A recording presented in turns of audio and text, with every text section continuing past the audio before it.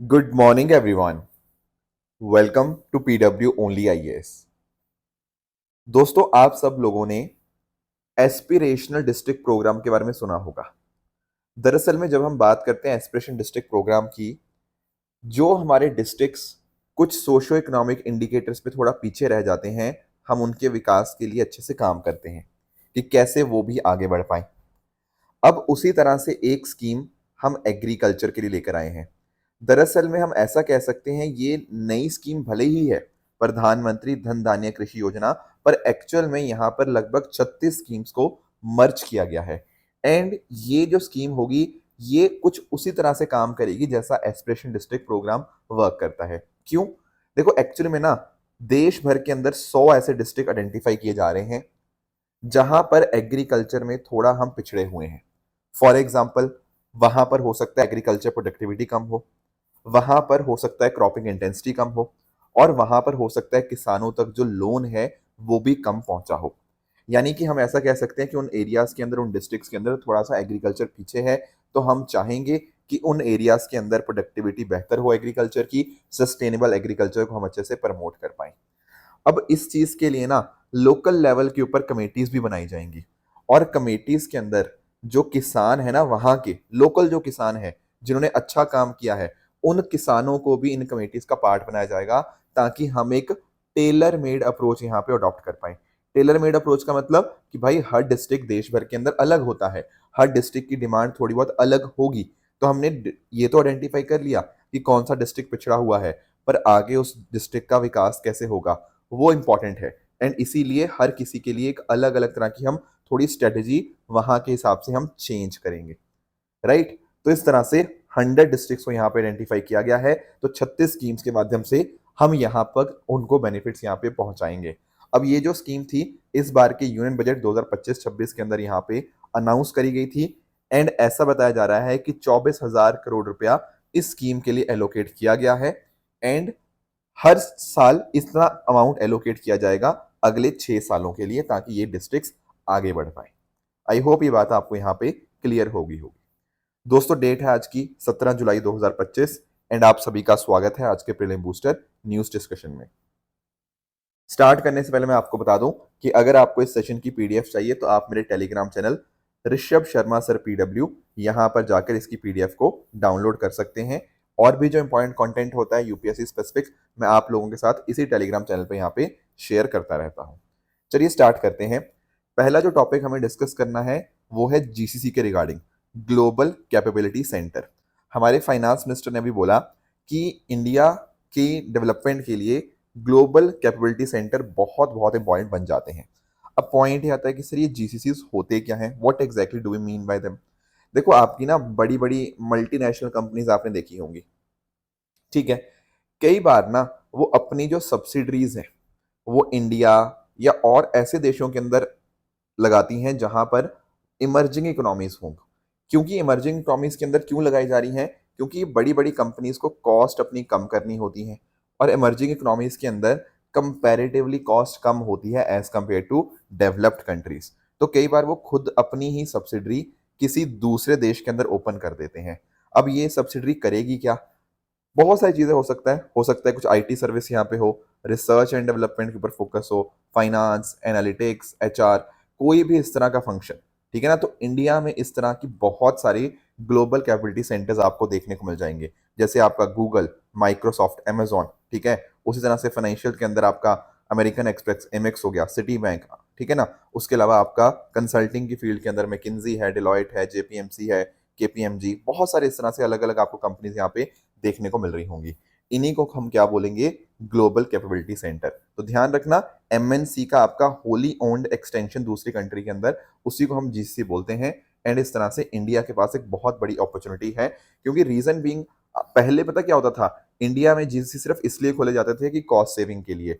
पर भाई आज के समय के ऊपर इंडिया का जो यूथ है ना, वो काफी एफिशिएंट हो चुका है, इसलिए इंडिया के अंदर इनोवेशन, रिसर्च एंड डेवलपमेंट भी अब खूब हो रही है। आप इस बात को समझते होंगे कि दुनिया में इंडिया एक ऐसा देश है जहां पर भारतीय बहुत अच्छे से इंग्लिश बोल लेते हैं, तो हमारे पास अच्छी खासी स्किल्ड पॉपुलेशन भी है, ठीक है ना? एंड इंग्लिश बोलने वाली पॉपुलेशन भी है। और जो science, technology, engineering, mathematics workforce के अंदर भारत का कंट्रीब्यूशन 28% का है। और ग्लोबल सॉफ्टवेयर इंजीनियरिंग टैलेंट के अंदर 23% भारत के अंदर ही आपको देखने को मिल जाएगा। तो इस वजह से हो क्या रहा है ना कि भारत अब दुनिया के अंदर एक जीसीसी हब बन के सामने आया है। आप अंडरस्टैंड कर पाओगे, जो फॉर्च्यून 500 कंपनीज है उनमें से लगभग 50% कंपनीज के भारत में आपको जीसीसी देखने को मिल जाएंगे। इन जीसीसी की मदद से लगभग 21 लाख लोगों को भारत में रोजगार मिलता है। एंड ऐसा बताया जा रहा है कि ये 28 लाख तक पहुंच जाएगा बाय 2030। ये सेक्टर 11% की कंपाउंडेड एनुअल ग्रोथ रेट से ग्रो कर रहा है पिछले 5 साल के अंदर। एंड भारत में लगभग 32% जीसीसी टैलेंट पूल है of the entire world. Important बात आप ये भी ध्यान रखेंगे कि जब हम बात करते हैं साइंस, टेक्नोलॉजी, इंजीनियरिंग और मैथमेटिक्स ग्रेजुएट्स की, तो भारत में 42% वो फीमेल हैं। तो भारत का भी महिलाओं का बहुत अच्छा कंट्रीब्यूशन हमें देखने को मिल रहा है स्टेम फील्ड के अंदर। दुनिया के मुकाबले ये बेटर है। हम चाहेंगे डेफिनेटली 50% हो, पर दुनिया के मुकाबले डेफिनेटली काफ़ी बेटर है। प्लस भारत की जीसी वर्कफोर्स का महिलाएं 35% कॉन्ट्रीब्यूट करती हैं। तो इस तरह से डेफिनेटली जीसी का बहुत बड़ा रोल है। एंड ऐसा बताया जा रहा है कि जीसीसी 150 से 200 बिलियन डॉलर कंट्रीब्यूट करेंगे भारत की इकोनॉमी के अंदर बाय 2030। और भारत का एज इसीलिए है क्योंकि भारत में कॉस्ट कम है। अगर आप एक जीसीसी इंडिया में काम करवा रहा है ना, तो कहीं ना कहीं 30 से 50% उसका कम खर्चा हो रहा है as compare to working in USA, UK और द ऑस्ट्रेलिया। प्लस साथ ही साथ भारत की सरकार भी देखो मदद कर रही है। हमने अलग अलग initiative, smart city, digital India, इन सब से भी जीसीसी को मदद मिल रही है। भारत की वर्कफोर्स तो है ही है, कंज्यूमर मार्केट अच्छी खासी है। एंड हर हफ्ते इंडिया में लगभग एक जीसीसी नई ओपन हो रही है। आज के समय 6,500 के आसपास है। ये ऐसा बताया जा रहा है कि 2030 तक लगभग 30,000 के आसपास जीसीसीज इंडिया में हो जाएंगी। तो डेफिनेटली बहुत बेनिफिट है। टैलेंट हो गया, कॉस्ट एफिशिएंसी हो गया, इनोवेशन हो गया, राइट। एंड इस तरह से आप नोटिस कर पाओगे कि ऑपरेशंस और बढ़ाने के अंदर कहीं ना कहीं मदद मिलती है। एंड कंपनीज को भी काफी ज्यादा बेनिफिट हमें इसमें देखने को मिल जाएगा। तो ये कुछ पॉइंटर हैं जीसीसी के कॉन्टेक्स्ट में जो हमें यहाँ पे अच्छे से क्लियर होने चाहिए। नेक्स्ट दोस्तों आते हैं दूसरे टॉपिक के ऊपर, ICMR flags excess salt consumption in India.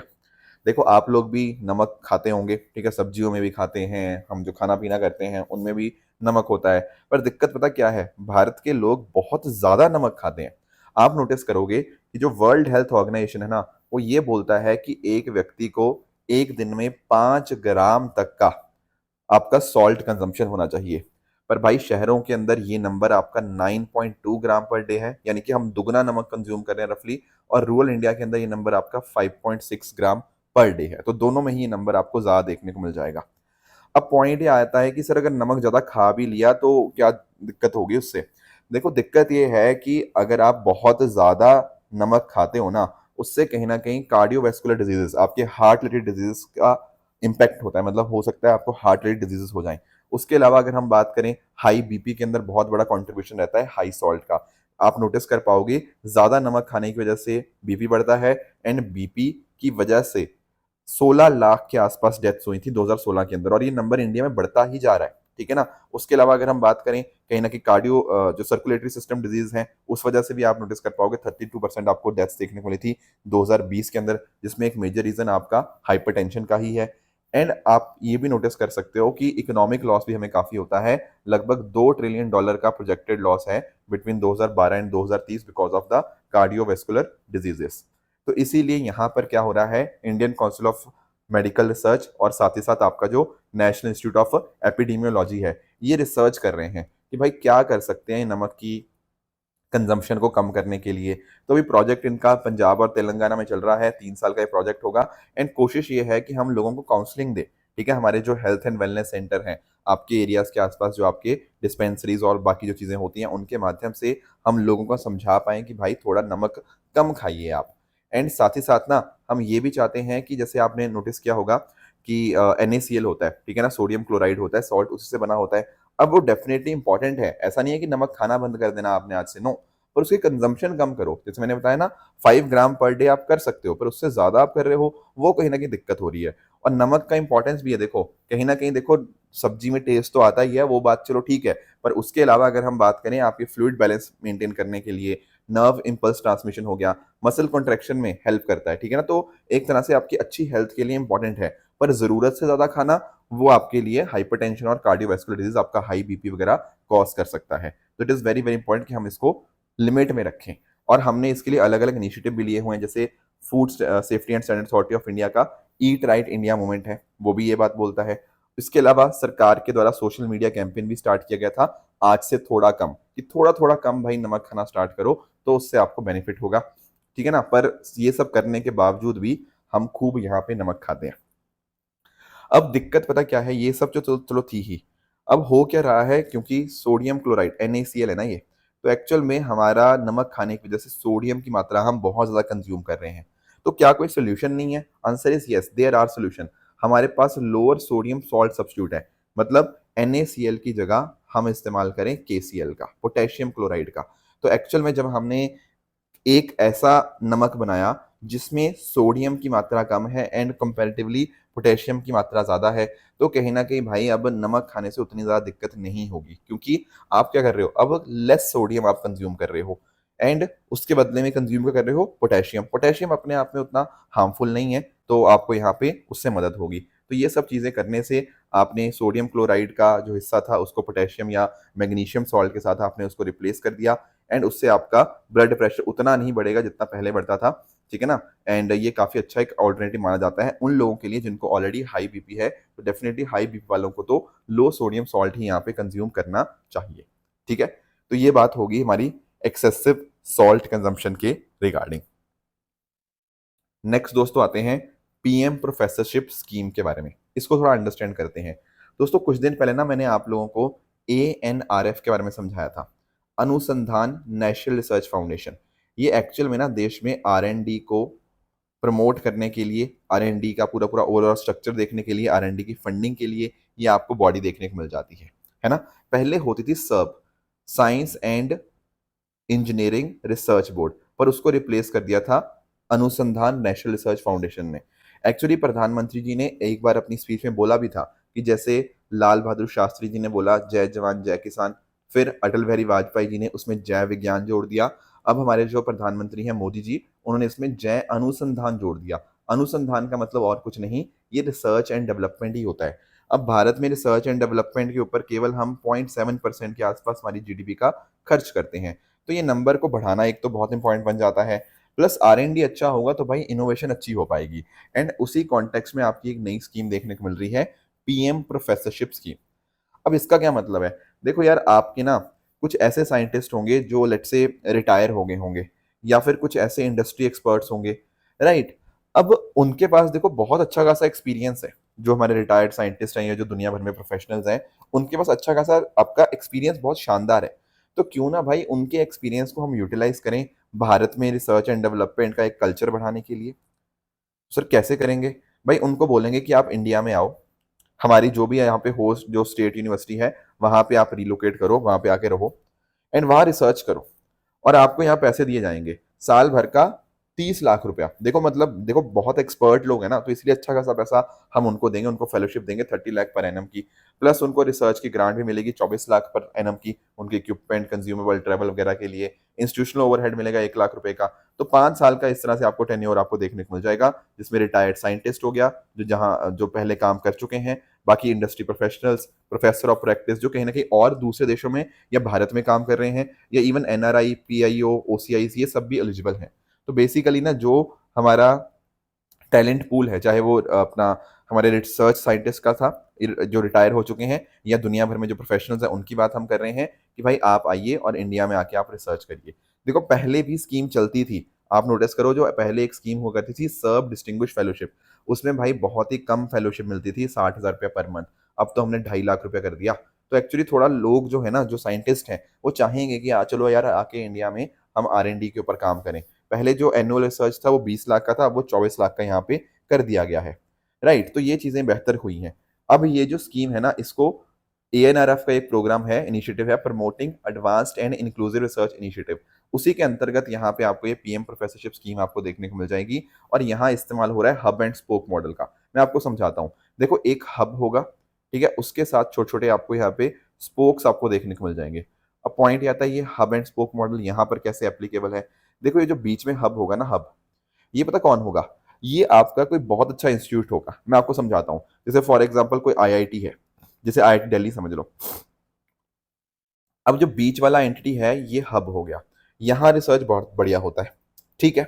पर आसपास के जो आपके स्पोक्स है ना, भाई यहाँ रिसर्च का कल्चर नहीं है, ये उतने अच्छे इंस्टीट्यूट नहीं है, मतलब ठीक है, मतलब बट वैसे वाले आईआईटी लेवल के इंस्टीट्यूट्स नहीं है। तो क्या यहाँ पे आईआईटी इनको मेंटोर नहीं कर सकता? हाँ सर, बिल्कुल कर सकता है। आईआईटी के साथ मिलकर सर यहाँ पर भी हम रिसर्च एंड डेवलपमेंट का कल्चर बहुत ही शानदार कर सकते हैं, बिल्कुल। तो यही हम यहाँ पे कर रहे हैं। तो ये हो गया आपका हब, और ये मेंटर किसको करेगा? ये जो डिफरेंट डिफरेंट आपको यहाँ पे स्पोक्स आपको देखने को मिल जाएंगी।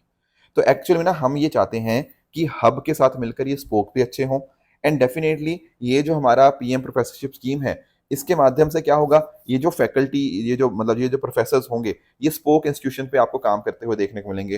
तो भाई इन अलग अलग छोटे छोटे अगर आपके कॉलेजेस है ना, भाई वहां पर भी एक शानदार कल्चर बन जाएगा रिसर्च एंड डेवलपमेंट का, एंड उसका फायदा भारत को ही होगा, क्योंकि भारत के सिर्फ बड़े इंस्टीट्यूशन के अंदर नहीं, छोटे इंस्टीट्यूशन या उतने लेस पॉपुलर इंस्टीट्यूशन के अंदर भी हम चाहेंगे कि रिसर्च का वही कल्चर हो जैसा टॉप मोस्ट इंस्टीट्यूशन के अंदर है।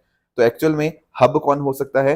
जो टॉप 25 में आता है national institute of ranking framework के अंतर्गत। जैसे फॉर एग्जांपल इसमें आप नोटिस कर पाओगे there are will be top most institution, बाकी जो बच गए उसमें आप स्पोक इंस्टीट्यूशन, इसमें भी आपका एनआईटी हो गया, ट्रिपल आईटी हो गया, state university, select central university, वो सब आ जाएंगे। पर हब के अंदर टॉप मोस्ट जो 25 इंस्टीट्यूशन होंगे वो आएंगे। तो इस तरह से ये पूरा पूरा काम होगा, एंड प्रोफेसर का रोल यही होगा स्पोक इंस्टीट्यूशन के अंदर कि बच्चों को भी वो हम मेंटर करें, कहीं ना कहीं रिसर्च के ऊपर कैसे इंफ्रास्ट्रक्चर डेवलप करना है वो सब हो गया, इंडस्ट्री के साथ में कैसे कोलैबोरेशन करना है, वो सारा काम यहाँ पे इस प्रोफेसर का होगा। इसीलिए हम यहाँ पर पीएम प्रोफेसरशिप स्कीम यहाँ पे लेकर आए हैं। इससे जो भी रिसर्च गैप होगा हम वो बेच कर पाएंगे, भारत का आर एंड डी इकोसिस्टम बेहतर हो पाएगा, एक मेंटरशिप कोलैबोरेशन का एक जो कल्चर है वो आगे बढ़ पाएगा। ये हमारा यहाँ पे आपको फोकस देखने को मिलेगा। नेक्स्ट दोस्तों हमारे सामने टॉपिक है that is your AI appreciation day. अब एआई तो हम सब लोग समझते हैं आर्टिफिशियल इंटेलिजेंस, राइट। अब कल के दिन यानी कि 16 जुलाई को हमने सेलिब्रेट किया एआई एप्रिसिएशन डे। दरअसल में ना एआई एप्रिसिएशन डे 2021 में स्टार्ट हुआ, ठीक है, क्योंकि हम जानते हैं कि एआई का अपने आप में बहुत ज़्यादा पॉजिटिव इम्पैक्ट भी है, राइट। तो किस तरह से एआई हमारे सिटीज़ को, हमारे विलेजेस को, हेल्थ केयर को, एजुकेशन को, एग्रीकल्चर, गवर्नेंस, हर एक सेक्टर को कैसे इम्पैक्ट कर रहा है, उसी का पॉजिटिव इम्पैक्ट को हम सेलिब्रेट करते हैं एज एआई एप्रिसिएशन डे।